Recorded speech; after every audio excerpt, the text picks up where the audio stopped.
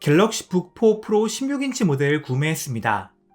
인텔의 완전히 새로운 CPU, 메테오 레이크를 사용한 노트북 중 제가 처음 쓰는 제품이기 때문에 본 리뷰까지는 시간이 상당히 걸릴 것 같지만 이왕 얼리버드 물량 구매를 한 김에 정식 발매를 기다리시는 분들께 간단하게라도 첫인상을 말씀드리는 게 좋을 것 같다고 생각했습니다. 하지만 노트북보다 먼저 인텔 메테오 레이크 CPU에 대해서 간단히 프리뷰를 하자면 얘는 인텔의 인텔 4 7나노미터 공정을 사용한 첫 CPU입니다. 왜 7나노인데 인텔 4냐? 사기 아니냐? 라고 말할 수 있지만 사실 노드의 밀도만 보면 인텔 4 공정이 TSMC 5나노 공정보다 오히려 더 높기 때문에 인텔의 입장도 이해가 갑니다. 하지만 메테오 레이크를 만드는 데는 인텔 4 공정만 사용되지 않습니다. 메테오 레이크는 CPU 타일, GPU 타일, SoC 타일, IO 타일이 연결되어 만들어진 CPU이며 각 타일은 서로 다른 제조 공정을 사용해서 만들어집니다. GPU 타일은 TSMC 5나노, SoC 타일은 TSMC 6나노 공정으로 만들어졌고 CPU 타일만 인텔 4 공정으로 만들어져 있는 굉장히 재미있는 구조입니다. 갤럭시 북4 프로에 들어간 코어 울트라 7 155H CPU는 6개의 P코어, 8개의 E코어의 CPU 타일, 인텔 아크 8코어 GPU 타일, 그리고 NPU와 로우 파워 E코어를 포함한 SoC 타일로 구성되어 있죠. 그래서 이번 갤럭시북의 성능은 어느 정도냐고요? 이전 세대 모델에 비해서 CPU의 싱글코어 성능은 별 차이가 없고 멀티코어 성능은 확실히 증가했지만 AMD 진영의 동급의 CPU인 7840U나 7840HS에 비해서는 아직 좀 미치지 못합니다. 하지만 TSMC 5나노 공정의 인텔 아크 그래픽의 성능 향상폭은 상당히 놀라워서 고성능 모드로 타임스파이를 돌렸을 때 그래픽 점수는 AMD의 780M 내장 그래픽보다 더 높게 나옵니다. 물론 3D 마크 점수가 높게 나온다고 해서 실제 게임이나 어플리케이션에서의 성능이 반드시 높은 것은 아니며 테스트 도중이긴 하지만 대부분의 게임에서 인텔 아크 그래픽이 780M을 아직 이기지는 못할 것 같습니다. 하지만 인텔 아이리스 Xe 그래픽이 처음 나왔을 때도 그랬지만 시간이 지나면서 인텔 내장 그래픽의 체감 성능은 오를 가능성이 높겠습니다. 추가로 게임 테스트를 좀 더 진행하면서 첨언할 말이 생겼는데 이게 예를 들어 오버워치 2 기준으로 평상시에는 780M과 비교해서 비슷하거나 좀 더 낮은 프레임으로 플레이가 되거든요. 그런데 가끔씩 알 수 없는 이유로 프레임이 반토막, 그 이하로 많이 떨어지는 상황이 생깁니다. 메테오 레이크의 해외 리뷰에서도 게임 프레임이 상당히 들쭉날쭉하다는 평이 있었는데 현 시점에서는 같은 게임 내에서도 이유 없는 프레임의 변동폭이 매우 큽니다.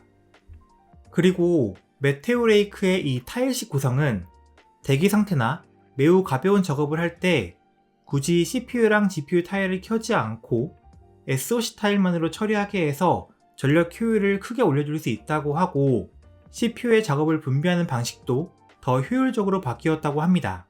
물론 아직 테스트를 많이 더 해봐야겠지만 이론적으로는 배터리 타임과 전력 효율이 올랐을 거라고 기대 가능합니다. 이번 갤럭시 북4 프로의 색상은 그레이와 실버 중에 선택 가능합니다. 그리고 저는 실버 모델을 구매했고 깔끔하고 무난하고 나쁘진 않습니다. 하지만 고를 수 있는 선택지가 회색이랑 은색이라니 너무 식상하다고 할까 올드하다고 할까 좀 더 화사하거나 특색 있는 색상의 선택지가 있었어도 좋지 않았을까 싶습니다. 결국 성능이 어쩌고 그래픽이 어쩌고 우리끼리 얘기해봐야 칙칙한 색상의 노트북은 매력이 떨어지니까 말이죠. 그 외의 외관은 갤럭시 북 3 프로와 거의 동일하지만 디스플레이에 반사 방지 코팅이 추가됐고 터치 스크린 기능이 추가됐습니다. 혹시 터치 기능이 달리면서 무게가 더 무거워지진 않았을까 걱정했지만 무게는 딱 1.56kg로 스펙대로입니다. 반사 방지 코팅이 굉장히 잘 되어 있어서 디스플레이에 대한 만족감은 작년보다 더 큽니다. 키보드는 작년 갤럭시 북 3 프로 14에서 써봤던 그 키보드감과 동일한 것 같습니다. 키 트래블은 짧지만 솔직히 저는 꽤 좋아하는 키보드입니다. 그런데 문제는 터치패드입니다. 제가 몇 년째 갤럭시북 리뷰를 할 때마다 터치패드의 감도랑 가속도 설정이 이상해서 터치패드 쓰기가 불편하다는 얘기를 해왔거든요. 작년 갤럭시북 3 프로 14도 마찬가지였습니다. 근데 저는 작년 갤럭시북 3 프로 16인치 모델을 써본 적이 없거든요. 그런데 그거 갖고 있다는 사람들이 자기 건 터치패드에 문제가 없다고 하더라고요. 그래서 그런 줄 알았어요.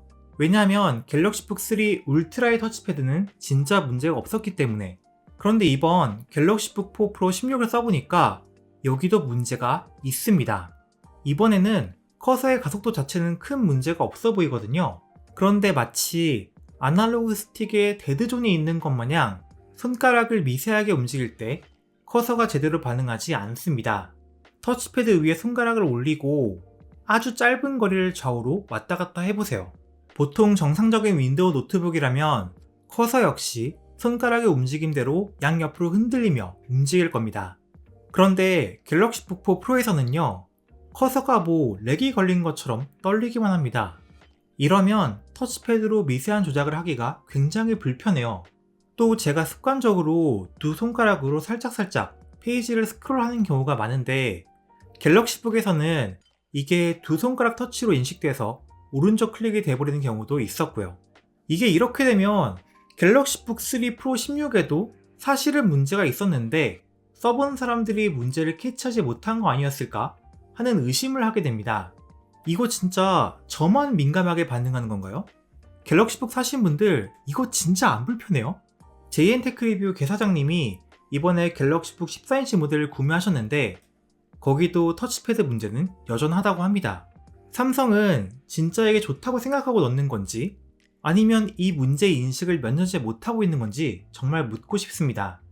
개사장님과 연락해보고 확인한 내용인데 갤럭시북 14인치는 이런 터치패드의 데드존 문제는 없는 대신 작년과 동일한 문제인 터치패드 가속도 문제, 그러니까 커서가 둥둥 떠다니는 듯한 현상이 확인된다고 합니다. 작년 갤럭시북 3 16에서 데드존 문제가 있었는지 없었는지는 잘 모르겠습니다. 게다가 터치패드의 팝 리젝션 역시 윈도우에 뭘 기대하겠습니까? 이 영상 대본을 갤럭시북으로 작성하는 동안에도 몇 번이나 실수로 터치패드 오작동이 발생했습니다.